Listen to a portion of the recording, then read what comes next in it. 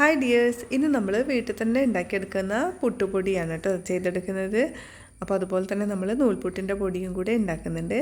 അപ്പോൾ ഇത് നമുക്ക് ഒത്തിരി നാൾ കേടുകൂടാതെ സൂക്ഷിക്കാൻ വേണ്ടിയിട്ട് പറ്റും. അപ്പോൾ ഇതെങ്ങനെ ചെയ്യുന്നതെന്നുള്ളത് നമുക്ക് നോക്കാം.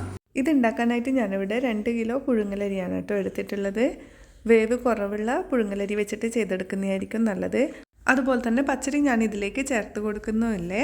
പച്ചരി ചേർക്കാതെ പുഴുങ്ങലരി മാത്രം വെച്ചിട്ട് നമ്മൾ പുട്ടുണ്ടാക്കി എടുക്കുമ്പോഴാണ് കൂടുതൽ ടേസ്റ്റ്. അതുപോലെ തന്നെ പുട്ട് നല്ല സോഫ്റ്റ് ആയിട്ട് ഉണ്ടാകും. ഇനിയിപ്പോൾ രാവിലെ ഉണ്ടാക്കി വെച്ചതാണെന്നുണ്ടെങ്കിൽ വൈകുന്നേരം ആയിക്കഴിഞ്ഞാൽ ആ ഒരു പുട്ട് ഹാർഡായിട്ടൊന്നും മാറില്ല കേട്ടോ, നല്ല സോഫ്റ്റ് ആയിട്ട് തന്നെ കിട്ടിക്കോളും. കുറുവ അരിയും വെച്ചിട്ട് പുട്ടുണ്ടാക്കാതിരിക്കുന്നതായിരിക്കും നല്ലത്, അത് അത്ര ടേസ്റ്റ് ഉണ്ടാവില്ല. അപ്പോൾ വേവ് കുറഞ്ഞിട്ടുള്ള വെള്ള കളർ പുഴുങ്ങലരി വെച്ചിട്ട് ചെയ്തെടുക്കാൻ വേണ്ടിയിട്ട് ശ്രദ്ധിക്കണേ. അപ്പോൾ നമ്മളിത് നന്നായിട്ട് ഇതൊന്ന് കഴുകിയിട്ട് അരിയുടെ സ്റ്റാർച്ചൊക്കെ ഒന്ന് നന്നായിട്ട് കഴുകി കളയുന്നുണ്ട്. 2-3 വെള്ളത്തിലൊന്ന് കഴുകി കളഞ്ഞതിന് ശേഷം നമ്മളിത് ചോറൊക്കെ ഊറ്റുന്ന അതേ രീതിയിലൊന്ന് ഇതേപോലെ ഊറ്റി വെക്കുകയാണ് കേട്ടോ ചെയ്യുന്നത്. അപ്പോൾ ഇങ്ങനെ ഒരു അരമണിക്കൂർ കൊണ്ട് തന്നെ നമ്മുടെ അരിയിലെ വെള്ളമൊക്കെ ഒന്ന് വാർന്ന് പോയിട്ടുണ്ടാകും. നൂൽപുട്ടിന് വേണ്ടിയിട്ടുള്ള അരിയും കൂടി ഒന്ന് കഴുകി ഊറ്റിയെടുത്തിട്ടുണ്ട്. അത് 2 കിലോ പുഴുങ്ങലരിക്ക് 1/4 കിലോ അളവിൽ പച്ചരിയും കൂടെ ചേർത്തിട്ട് നമ്മളിത് കഴുകി വെച്ചിട്ടാണ് കേട്ടോ ഉള്ളത്. അപ്പോൾ ഇനി ഇത് നന്നായിട്ടൊന്ന് വെള്ളമൊക്കെ ഊറിയതിന് ശേഷം വെയിലിനിട്ടിട്ട് ഒന്ന് ഉണക്കിയെടുക്കുന്നുണ്ട്. പുട്ടിൻ്റെ അരി നമ്മൾ വെയിലിനിട്ട് ഉണക്കൊന്നും വേണ്ട, പക്ഷേങ്കിൽ നൂൽപുട്ടിൻ്റെ അരി നന്നായിട്ടൊന്ന് ഉണങ്ങി കിട്ടണം. അപ്പോൾ അത് ഇതേ രീതിയിലൊന്ന് ഉപയോഗിക്കാത്ത തുണിയാണ് കേട്ടോ, അപ്പോൾ അതിലിട്ടിട്ടൊന്ന് ഉണക്കിയെടുക്കുന്നുണ്ട്. നല്ല വെയിലൊക്കെ ആണെന്നുണ്ടെങ്കിൽ നമുക്കൊരു അരമണിക്കൂർ കൊണ്ട് തന്നെ അരിയൊക്കെ ഡ്രൈ ആയിട്ട് കിട്ടിക്കോളും.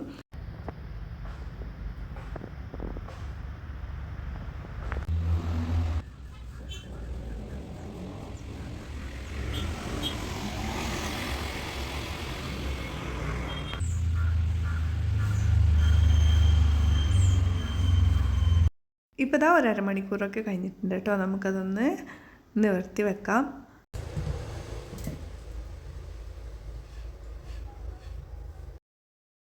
അരിയൊക്കെ നല്ല ഡ്രൈ ആയിട്ട് തന്നെ വന്നിട്ടുണ്ട്, വെള്ളമൊക്കെ ഊർന്നു പോയിട്ടുണ്ട്. ഇനി നമുക്കിതൊരു കവറിലിട്ടിട്ട് നമ്മളിത് ഫ്ലോർ മില്ലിൽ കൊണ്ടുപോയിട്ട് പൊടിച്ചെടുക്കുകയാണ് കേട്ടോ ചെയ്യുന്നത്. അപ്പോൾ ഇതേ രീതിയിലൊന്ന് കവറിലാക്കി എടുക്കുന്നുണ്ട്. ഇനി നമുക്ക് മുറ്റത്ത് ഉണക്കാൻ കൂടെ വെച്ചിട്ടുള്ള അരിയും കൂടെ ഇതേപോലെ ഒന്ന് പാക്കാക്കി വെക്കാം. അപ്പോൾ അരി നന്നായിട്ട് ഉണങ്ങി വന്നിട്ടുണ്ട്.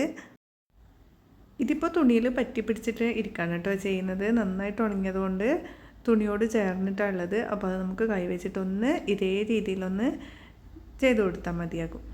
ഇനി നമുക്കിത് പാക്കറ്റിലേക്ക് ഇട്ട് കൊടുക്കുകയാണ് കേട്ടോ ചെയ്യുന്നത്. ഇതും നമ്മൾ മില്ലിൽ കൊണ്ടുപോയിട്ട് പൊടിച്ചെടുക്കുകയാണ് ചെയ്യുന്നത്. അപ്പോൾ അരി രണ്ടും പാക്കാക്കിയിട്ടുണ്ട്. ഇനി നമ്മളിത് മില്ലിലേക്ക് കൊണ്ടുപോവുകയാണ് ചെയ്യുന്നത്. വീട്ടിൻ്റെ അടുത്ത് തന്നെയുള്ള മില്ലിൽ കൊണ്ടുപോയിട്ട് ഇതൊന്ന് പൊടിച്ചെടുക്കുന്നുണ്ട്. അപ്പോൾ പുട്ടിൻ്റെത് ഇത്തിരി തടിയോടുകൂടിയാണ് നമ്മൾ പൊടിച്ചെടുക്കുന്നത്. നൂൽപുട്ടിൻ്റെത് നല്ല മിനുസ പൊടിയായിട്ട് നമുക്ക് പൊടിച്ച് കിട്ടുകയും ചെയ്യും. അപ്പോൾ പൊടിച്ചിട്ടൊക്കെ വന്നിട്ടുണ്ട്. ഇനി നമ്മളിത് ഇതേപോലൊരു ബട്ടർ പേപ്പറിൽ ചൂടൊക്കെ പോകാൻ വേണ്ടിയിട്ടൊന്ന് ഇതേ രീതിയിൽ വെച്ച് കൊടുക്കുകയാണ് കേട്ടോ ചെയ്യുന്നത്.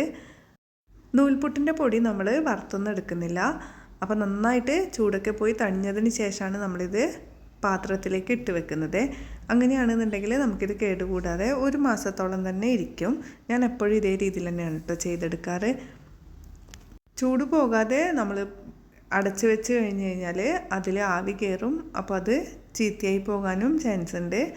അതുകൊണ്ട് നന്നായിട്ട് ചൂടൊക്കെ പോയതിന് ശേഷം നമ്മൾ ബോട്ടിലിൽ ഇട്ട് കൊടുക്കുകയാണ് ചെയ്യുന്നത്.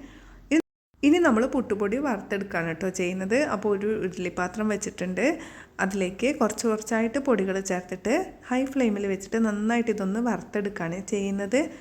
അപ്പോൾ ഇതിലുള്ള കട്ടകളും ഒക്കെ ഒന്ന് ഉടഞ്ഞ് കിട്ടിക്കോളും. നന്നായിട്ട് ചൂട് തട്ടി കഴിഞ്ഞ് കഴിഞ്ഞാൽ എല്ലാം നല്ല പൊടിയായിട്ട് തന്നെ മാറിയിട്ടുണ്ടാവും.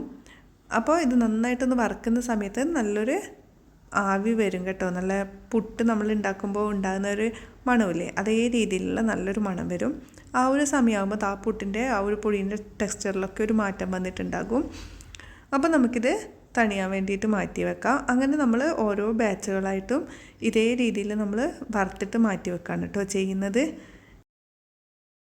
ബാക്കിയുള്ള പൊടികൾ നമ്മൾ ഇതേ രീതിയിൽ വറുത്തിട്ട് എടുത്ത് വെക്കുകയാണ് ചെയ്യുന്നത്. മൊത്തത്തിൽ ഇപ്പോൾ പൊടികളൊക്കെ വറുത്തെടുത്തിട്ടുണ്ട്. ഇനി നമുക്ക് നന്നായിട്ട് ഇതൊന്ന് തണിയാൻ വേണ്ടിയിട്ട് വെക്കാം. ഏകദേശം ഒരു 2 മണിക്കൂറോളം തന്നെ ഞാൻ ഇതേ രീതിയിൽ വെച്ച് കൊടുക്കുന്നുണ്ട് കേട്ടോ. എന്നാൽ മാത്രമേ നന്നായിട്ട് ചൂടൊക്കെ ഒന്ന് പോകുള്ളൂ. അതിന് ശേഷം നമ്മളിത് ബോട്ടിലേക്ക് മാറ്റാണ് കേട്ടോ ചെയ്യുന്നത്.